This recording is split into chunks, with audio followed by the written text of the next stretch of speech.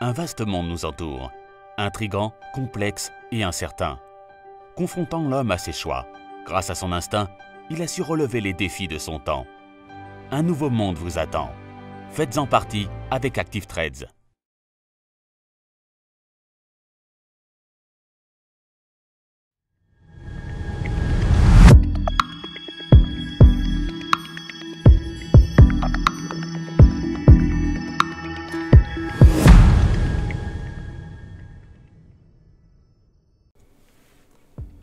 Bonjour à tous et bienvenue sur boursicoté.com pour cette nouvelle analyse technique du marché du Forex et des matières premières. Et donc toujours des cours qui se neutralisent ici et qui oscillent autour de cette zone centrale des 1.2335. Cette zone ici que l'on peut considérer comme une zone médiane dans un range d'évolution qui se fait entre 1.2160 et 1.2540, eh bien, pour l'instant ne marque pas de préférence par rapport à la dynamique directionnelle ici de la paire de devises euro-dollar. Malgré la rupture ici initiale de la zone de support qui définissait la tendance haussière, eh bien, il n'y a pas eu de retournement par rapport à la première impulsion, pas de nouveau plus bas significatif, pas non plus de rebond notable qui permettait à la paire de devises de rester ici au-delà de ce support. Donc c'est bien un signal de neutralisation que nous avons actuellement. Donc sans mouvement ici qui viendrait tester, voire casser l'une ou l'autre des limites que je viens de vous donner pour qui définissent ce range, eh bien il n'y a pas de biais directionnel porteur et donc nous sommes neutres à court terme sur la paire de devises euro-dollar.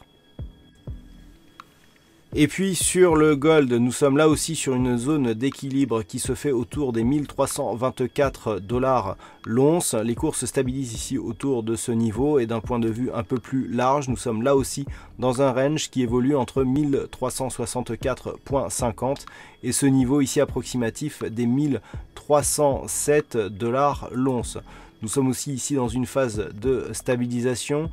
Malgré la sortie ici de cette dynamique qui s'est mise en évidence par la rupture du support oblique qui définissait la précédente tendance, nous avons eu un rebond technique qui est venu valider ici l'ancien support comme résistance, mais depuis il n'y a pas eu de validation de la poursuite du mouvement puisque le premier point bas significatif ici proche des 1302 $ l'once n'a pas été cassé à la baisse. Au contraire, on se stabilise ici autour de ce niveau, donc un petit peu comme la paire de devises euro-dollar, eh bien nous sommes dans une neutralisation court terme de la dynamique.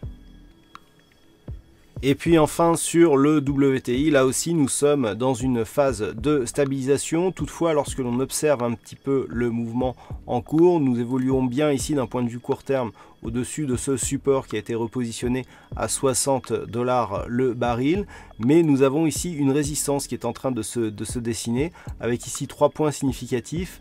Et le chartisme nous indique que dans cette configuration ici de triangle descendant, eh bien, nous avons plutôt une probabilité de repartir à la baisse suite à l'installation de ce type de mouvement. Donc ce qu'il faudra surveiller ces prochains jours, c'est une éventuelle rupture ici de la zone des 60 $ le baril. En cas de rupture, eh bien, on pourra avoir un objectif qui pourrait nous envoyer ici sous cette zone de point bas significatif en direction du prochain support des 55 $ le baril.